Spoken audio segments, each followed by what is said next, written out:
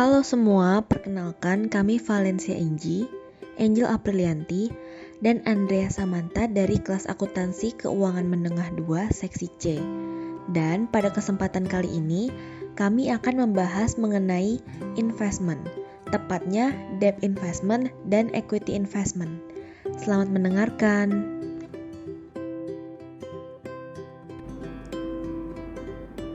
Dalam akuntansi, investment meliputi semua penanaman dana perusahaan atau penyertaan perusahaan pada perusahaan lain yang tidak ada hubungan langsung dengan operasi utama perusahaan.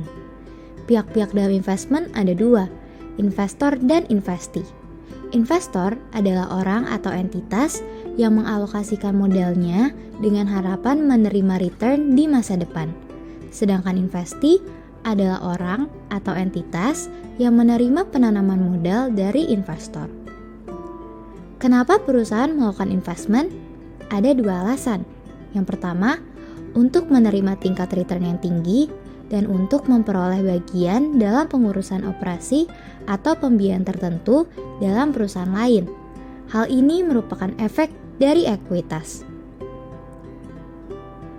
Instrumen investasi pada umumnya terbagi menjadi dua, debt investment dan equity investment.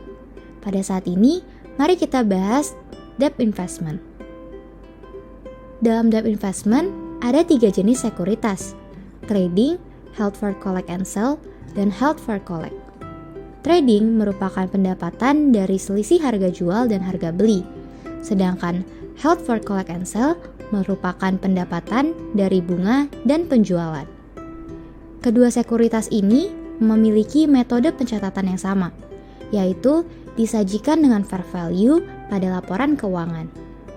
Dan dengan menggunakan metode ini, setiap akhir tahun perlu dilakukan adjustment terhadap nilai investasi yang dimiliki. Lalu yang terakhir, ada held for collect. Held for collect merupakan pendapatan dari bunga dengan lama investasi hingga tanggal jatuh tempo. Held for collect ini disajikan dengan amortized cost pada laporan keuangan. Instrumen investasi yang akan kita bahas berikutnya adalah equity investment.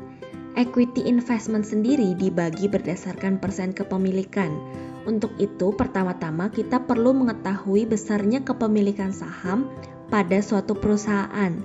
Caranya yakini dengan jumlah saham yang dimiliki atas perusahaan tersebut dibagi total outstanding shares pada tanggal kita menghitung kepemilikan. Dengan demikian, kita akan mengetahui besarnya persenan kepemilikan saham kita pada suatu perusahaan.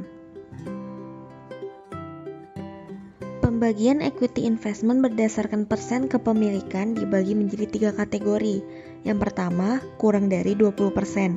Yang dimaksud di sini adalah investasi pada saham perusahaan sebesar 0-20% dari keseluruhan saham. Nah, investasi kurang dari 20% ini tidak memiliki pengaruh pada perusahaan dan metode valuasi yang digunakan menggunakan metode fair value. Terdapat 2 jenis investasi dengan kepemilikan kurang dari 20%. Ini investasi pada saham trading dan non-trading. Untuk saham trading, metode valuasi yang digunakan menggunakan nilai wajar. Keuntungan atau kerugian yang belum direalisasi diakui pada net income. Kemudian pada saham non-trading, metode valuasi menggunakan nilai wajar.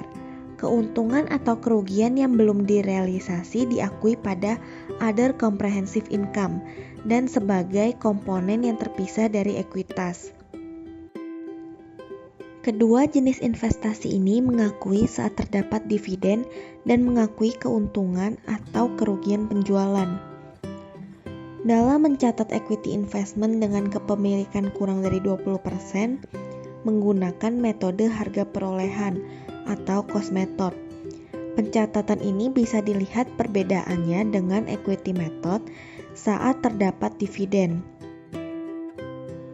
Pada cost method, pengumuman dividen dicatat dengan mendebit cash dividend receivable dan mengkredit cash dividend revenue. Kemudian, saat pembayaran dividen dicatat dengan mendebit cash dan mengkredit cash dividend receivable. Investasi dengan kepemilikan saham kurang dari 20% juga tidak mengakui laba maupun rugi dari perusahaan di mana investasi dilakukan.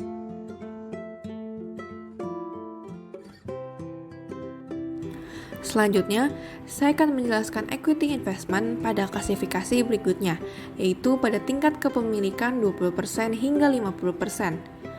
Pada kepemilikan 20% hingga 50%, investor memiliki pengaruh yang cukup signifikan terhadap investasi. Metode pencatatan akuntansi yang digunakan pada tingkat kepemilikan ini adalah equity method. Berbeda dengan pencatatan dengan metode fair value atau cost method, pada equity method, unrealized holding gain or loss tidak dicatat. Selain itu, investor akan mencatat laba atau rugi operasional dari perusahaan investasi berdasarkan persentase kepemilikan yang dimiliki. Laba operasional investasi akan dicatat dengan jurnal investment pada perusahaan investasi di debit dan investment income di kredit. Sebaliknya, jurnal untuk mencatat rugi operasional investasi adalah investment income di debit dan investment pada perusahaan investasi di kredit. Selanjutnya, pembagian dividen oleh investasi akan mengurangi investasi investor pada investasi. Hal ini dikarenakan pembagian dividen dapat mengurangi bagian ekuitas dari perusahaan, yaitu retained earning. Jurnal-jurnal terkait dividen untuk kepemilikan 20% hingga 50% adalah sebagai berikut. Yang pertama, jurnal pengumuman dividen, yaitu debitnya cash dividend receivable dan kreditnya investment pada perusahaan investasi. Selanjutnya adalah jurnal penerimaan dividen tunai. Debitnya adalah cash dan kreditnya adalah cash dividend receivable.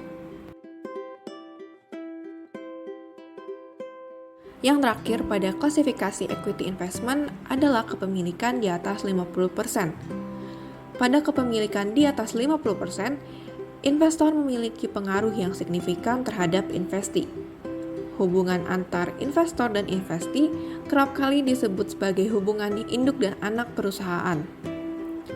Metode pencatatan akuntansi yang digunakan pada tingkat kepemilikan ini adalah consolidation method, di mana laporan keuangan anak perusahaan akan melebur dengan laporan keuangan induk perusahaan. Pada klasifikasi kepemilikan ini, unrealized holding gain or loss juga tidak diakui.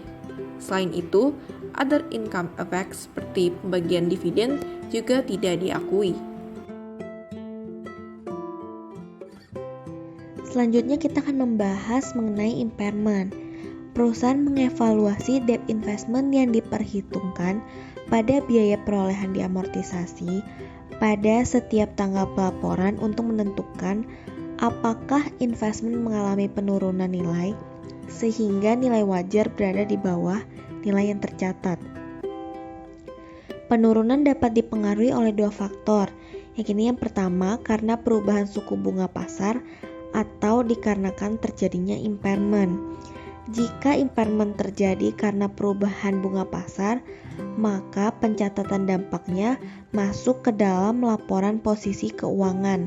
Sedangkan jika impairment terjadi karena penurunan itu sendiri, maka pencatatan masuk ke dalam laporan laba rugi. Penghitungan untuk penurunan menggunakan selisih harga beli dikurangi present value pokok ditambah present value bunga dari debt investment itu sendiri. Kemudian hasilnya akan dimasukkan ke dalam jurnal loss on impairment di debit dan allowance for impaired debt investment di kredit.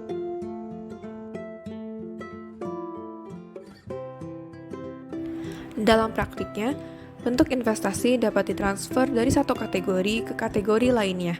Hal ini terjadi ketika model bisnis perusahaan mengalami perubahan. Contohnya, jika pada equity investment menggunakan cost method, kemudian kepemilikannya bertambah, sehingga terjadi transfer pencatatan dari cost method ke equity method.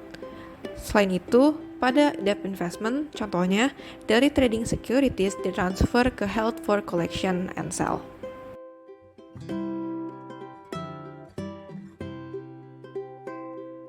Demikian materi investment dalam utang dan ekuitas yang kami bahas. Semoga materi yang kami sampaikan dapat bermanfaat untuk pembelajaran. Mohon maaf jika ada salah dalam perkataan maupun pengucapan. Akhir kata, terima kasih telah mendengarkan.